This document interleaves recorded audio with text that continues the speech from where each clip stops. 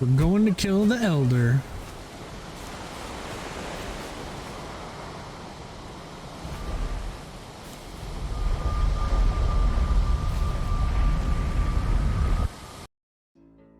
Hey guys, welcome back to another VALHEIM video. In this video I'm going to be quickly touching on killing both the Elder and BoneMass. As you see in this video, we are actually pretty strong when we're fighting the Elder, as we've already defeated him earlier on and progressed to tier 3 iron gear. I'll be telling you some tips and opinions on the gear you should have to fight the Elder and for BoneMass. I'm also going to be going over the mechanics of both of these boss fights. For this first fight, you'll notice I start to get quite aggressive with the Elder, and that's simply because, well, I can, based on the armor and weapons that I've progressed are quite high.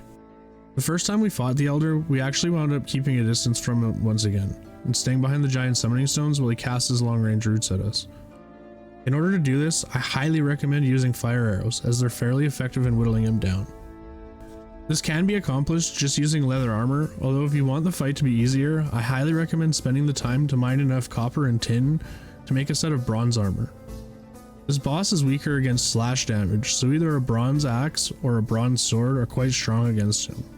If you plan to go this melee route, you're also going to want a bronze shield to prevent taking a lot of damage. You'll also notice he casts some roots on the ground around us that attempt to hit us, and if you get too close, he will try to stomp on you, which is easily avoidable by dodge rolling. However, if you plan to take the range route, which in my opinion earlier on is the easier option, you're going to want to make a fine bow and have plenty of fire arrows as mentioned earlier. Keep in mind, in all boss fights, you're going to want to have ample food for these fights. Having a large health and stamina pool is very important in these really long battles.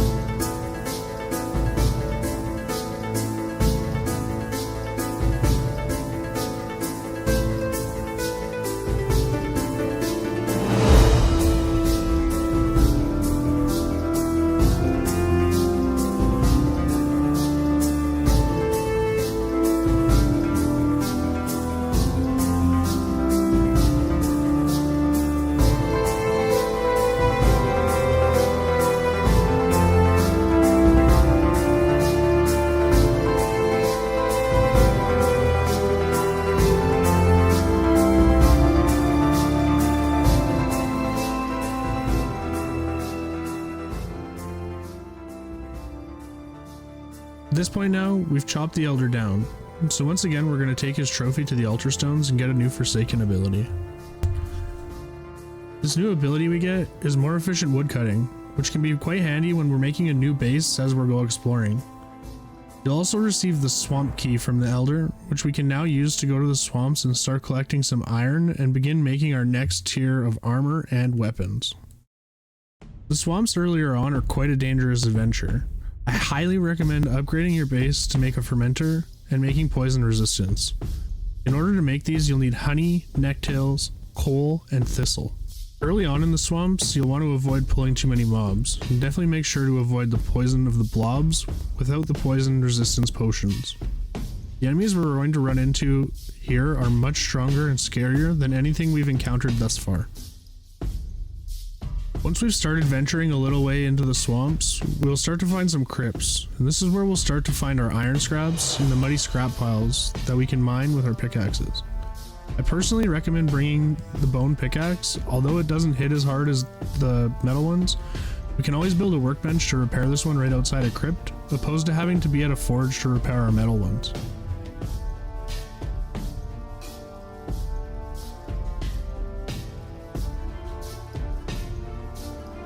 Now that we have our iron and we've increased our armors and weapons a little bit, we're going to be adventuring into finding BoneMass.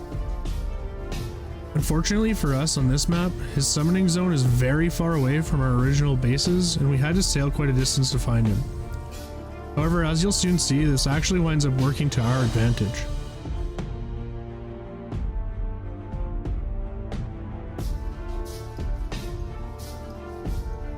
So before we get into this boss fight, I wanted to say if you're liking the content, it would really help the channel if you like and subscribe.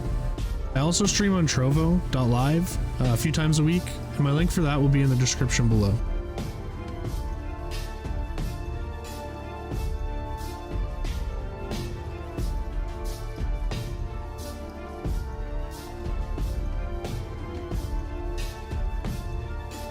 Now, this approach to the BoneMass fight is likely going to be much different than most that you've seen. In my opinion, this makes the fight much easier. It will take a little bit longer, but it also prevents him from regenerating health from the swamp, and it allows you to fight him on a much better terrain.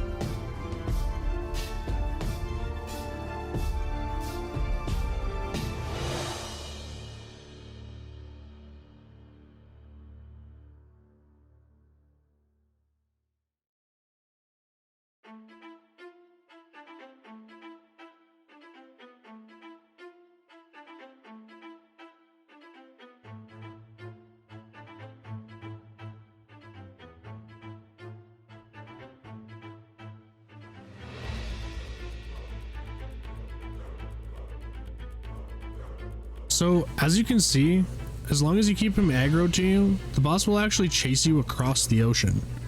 We used this to our advantage here and dragged him to a nearby island in a meadowed area.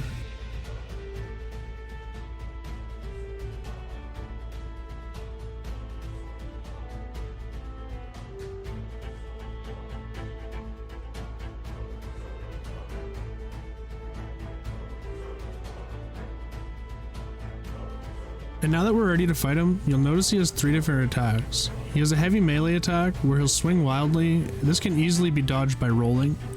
If it happens to hit you, it will poison you. So again, we'll want to have plenty of poison resistance potions with us. His second ability is an AoE puke that goes 360 degrees around him and deals heavy damage and lasts for a long duration. You want to make sure this is fated before we go in for more attacks. And his third ability, he'll reach into his armpit and grab some stinky blobs. He'll throw these onto the ground, creating adds, skeletons, and blobs. We'll want to kill the adds as fast as possible and get right back into smacking this stinky blob. For weapons against this boss, we'll want to use something blunt. The best option is an iron mace. The higher level, the better. Carrying an iron shield will definitely help with dealing with the skeletons that shoot arrows at us. You will also want to make sure you have a full set of iron armor, and again, a lot of food.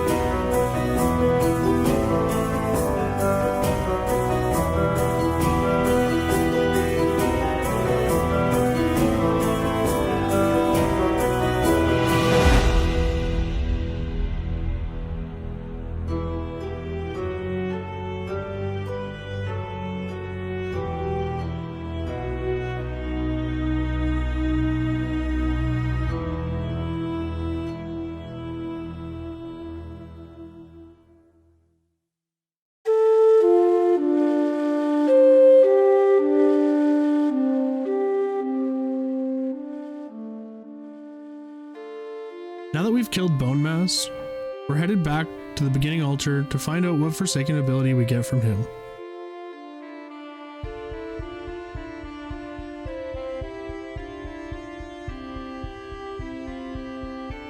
After dropping off the trophy, we learn we get the ability of physical resistances. Also, you may have noticed we get a wishbone. This will allow us to find buried treasure and other materials that may be underground. Thanks for watching. We're off to the mountains in the next video, and as always, keep grinding on the road to Valhalla.